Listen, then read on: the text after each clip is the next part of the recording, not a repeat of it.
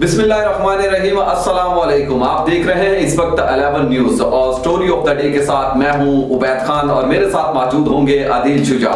नाज़रीन, कुछ दिन पहले आदिल शुजा साहब ने ही एक इंतहाई खूबसूरत दिलचस्प एक वाकया आपके सामने पेश किया था और वाकया था पुलिस का। पुलिस डिपार्टमेंट जो अपने होते हटकंडे और अपनी कार्रवाइयां हमेशा दोगली पॉलिसी और मनफी असरात के साथ जारी रखता है, उसी का एक वाकया था। अदालत में एक केस को पेश किया गया था। जो केस था, वाकया था, वो था एक बच्ची का जिसको अगवा किया गया था और अदालत में जब ये केस पेश किया गया तो जज साहब ने कहा कि बच्ची को अदालत में पेश किया जाए। पुलिस एहलकारों को अहकाम जारी किए गए, मगर पुलिस एहलकारों ने जो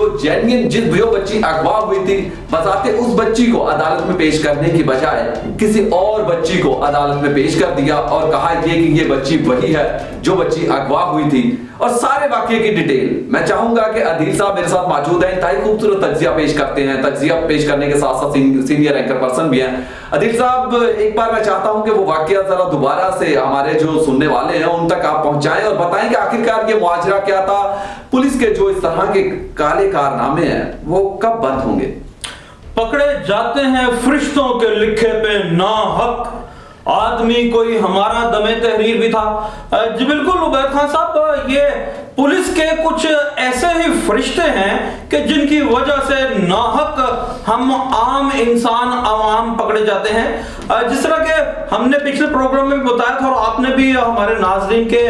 जो आज देख रहे हैं उनके वास्ते बताया कि ये किस तरह और क्या वाक़या पेश आया। तो बात यूं है कि इसी बरस रवां बरस के 10वें महीने में एक FIR थाना नवाकोट में दर्ज कराई जाती है। एक 13 बरस की बच्ची मिनाहिल की वालिदा की जानिब से कि उसकी बेटी को अगवा कर लिया गया है। इस ज़मन में वो case Lahore high court Lahore में आता है और 20 तारीख को 10वें महीने की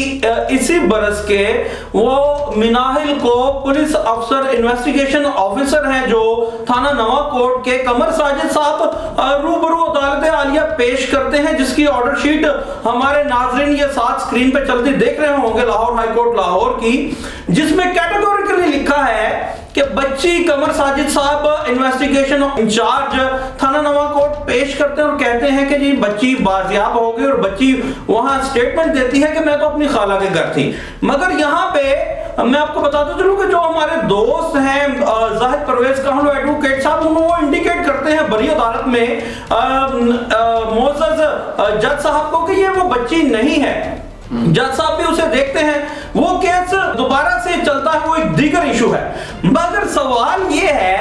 एक FIR में 2 बच्चियां बाजियाब करती हैं ये पंजाब पुलिस और ये लाहौर पुलिस थाना नवाकोट। इससे भी ज्यादा इंटरेस्टिंग दिलचस्प सूरत हाल तो भी कह सकते हैं, मगर ये बिल्कुल ये रोने का मुकाम है कि पुलिस फोर्स कर क्या रही है। एक बच्ची 10वें महीने की साल की 20 तारीख को लाहौर हाई कोर्ट में पेश की जाती है कि ये मिनाहिल है और ये कहती है मैं अपनी खाला के घर थी और इसको इसकी मां ने ही पेश किया है। ये वो डॉक्यूमेंटेड रिकॉर्ड है जो चल रहा है, नाजरीन देख रहे होंगे लाहौर हाई कोर्ट लाहौर का। और ठीक 22 रोज बाद उबैद साहब यही थाना नवाकोट का एक इन्वेस्टिगेशन ऑफिसर अब्दुल हक अनवारुल हक ASI और इसी केस में 22 दिन बाद यानी कि 12 तारीख और 11वां महीना इसी बरस का उस बच्ची को पेश करते हैं, कहते हैं ये मिनाहिल है और इसके 164 के हम स्टेटमेंट रिकॉर्ड करवाना चाहते हैं और इसका मेडिकल करवाना चाहते हैं। ये बच्ची हमने बाजियाब कर ली है। अब आप देखिए कि अदालत आलिया में तो वो बच्ची 2010 को बाजियाब करवा लेते हैं, मगर निचली अदालत में जुडिशियल इलाका मैजिस्ट्रेट के यहाँ 164 के जो बयान होते हैं वहां फिर लिख के देते हैं 22 दिन बाद के हमने बच्ची बाजियाब कर ली है ये, और वहां पे कहते हैं हमें मेडिकल की इजाजत दी जाए। सवाल पहला ये है कि जब बच्ची वहां लाहौर हाई कोर्ट लाहौर में ये कहती है कि मैं अपनी खाला के घर थी और कमर साजिद इन्वेस्टिगेटर ये कहते हैं अदालत आलिया के रूबरू के मां ने पेश किया है, तो फिर बच्ची का स्टेटमेंट जब अदालत आलिया में होगा तो छोटी अदालत का क्या मामला है जिसको लाहौर हाई कोर्ट के लाहौर के जज ने भी इंडिकेट किया। फिर निचली अदालत में मेडिकल की क्या जरूरत है? दरअसल हुआ ये था कि वहां पे उन्होंने जो बच्ची पेश की थी लाहौर हाई कोर्ट में, जिस तरह आपने कहा वो बच्ची नहीं थी, बाद में दूसरी बच्ची बच्ची जो असल में नाहिल थी, जो इलाका जो मैजिस्ट्रेट को पेश की गई। और जब ये बातें हमने रिवील की तो मैं आपको बताता चलूं कि कमर साजिद साहब और अनवारुल हक जो ऐसे ही आईओ थाना नवाकोट हैं, ये लोग फिर उस पार्टी को जो जिस पे अबडक्शन का यानी अगवा का इल्जाम था, ये कह रहे थे कि ये केस विड्रॉ कीजिए और हमसे जो चाहे आप कर लें, खुदा का वास्ता हमारी नौकरियों का मामला है। और अब सुनने में ये आ रहा है कि एफआईआर पे वो खारिज कर रहे हैं। मगर सवाल ये है सीसीपीओ लाहौर के लिए और आईजी पंजाब के लिए कि अदालत आलिया में एक बच्ची 10वें महीने के 20 तारीख को बाजियाब होती है तो जुडिशियल मैजिस्ट्रेट के यहाँ 22 रोज बाद ये जानना चाहूंगा, और बहुत सारे जो देखने वाले उनके माइंड में भी ये सवाल गर्दिशन हुआ है कि अदालत की जानिब से जब इस तरह का पुलिस के सामने केस रखा गया और वकील ने भी वाज़ेह तौर पर कहा कि वो बच्ची नहीं है जिसको पेश किया जा रहा है, तो वो कार्रवाई सामने नहीं आई इन पुलिस एहलकारों के। बसद एहतराम हमारे अदालती निजाम के भी ये इंडिकेशन के बावजूद जज साहब ने कहा कि इसको देखें, सीसीपीओ साहब को कहा गया, मगर उसके बावजूद फिर वो जिन पे इल्जाम था, झूठा इल्जाम था, जिस पार्टी पे अगवा का उनकी जानिब से एप्लीकेशन सीसीपीओ लाहौर को दी जाती है जिसमें कैटेगोरिकली लिखा जाता है कि ये जो बच्ची वहां पर प्रोड्यूस की गई वो बच्ची वो नहीं थी। और जो दूसरी बच्ची असल में नाहिल पेश की गई इलाका मैजिस्ट्रेट जुडिशियल मैजिस्ट्रेट में, ये क्या तजाद है? उस एप्लीकेशन पे सीसीपीओ लाहौर कुछ नहीं करते, सीसीपीओ लाहौर का ऑफिस कुछ नहीं करता, वो फिर लाहौर हाई कोर्ट लाहौर में रिट की जाती है और वो डायरेक्शन की जाती है लाहौर हाई कोर्ट लाहौर की जानिब से सीसीपीओ लाहौर को किस मामले को देखें कि ये क्या मामला है और रिपोर्ट 4 हफ्तों में पेश करें। मगर अभी तक सीसीपीओ ऑफिस के कान पे कोई जू नहीं रही गई। रिवायती तरीका जो है पुलिस का, यकीनन जिस तरह आप बता रहे हैं कि वो बरकरार है, लेकिन उमर शेख साहब को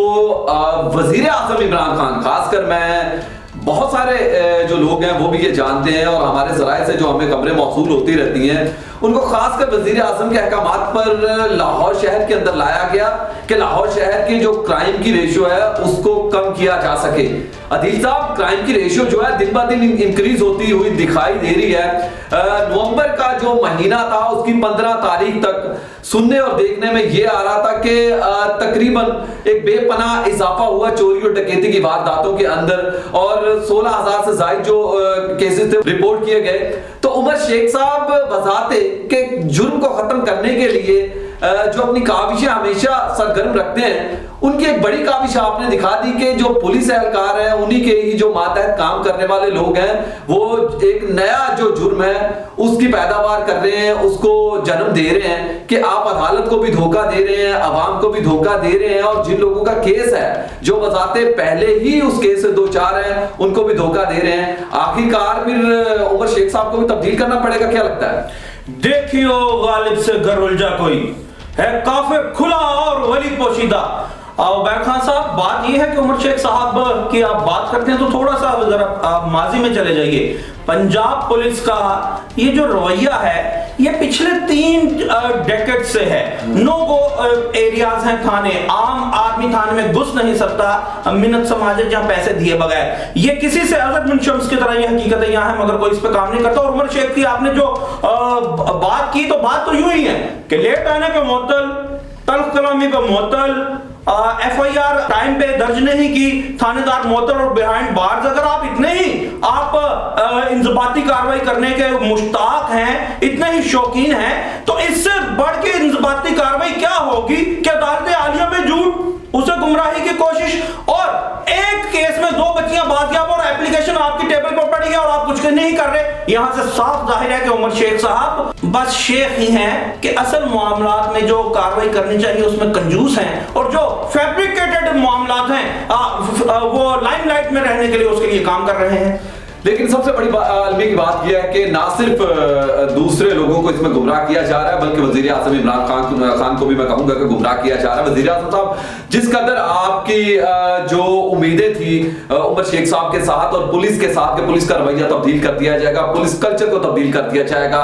कोई भी शहरी जो इंसाफ लेने के लिए थाने के अंदर जाएगा, जो दावे किए जा रहे थे थाने के अंदर जाने से पहले इंसाफ उसकी दहलीज पे उसको खुद मिलेगा, ना तो इंसाफ मिलता हुआ दिखाई दे रहा है, ना ही पुलिस का रवैया रवैया तब्दील हो रहा है और ना ही वो रिवायती तरीकाकार बदलते हुए दिखाई दे रहे हैं, जिनसे बहुत सारी उम्मीदें पब्लिक ने भी लगा ली थी और वजीर आजम ने भी लगा ली थी। तो लिहाजा अगर यही सिलसिला जारी रहा तो यकीनन जो मुल्क है वो कहां पर होगा और क्राइम की शरह जो है वो कहां पर होगी, इसका फैसला आप खुद करेंगे। इसी के साथ हमें इजाजत है, अगले प्रोग्राम में आपसे दोबारा मुलाकात होगी। अपने और अपने चाहने वालों का ख्याल रखिएगा। अल्लाह निगहबान।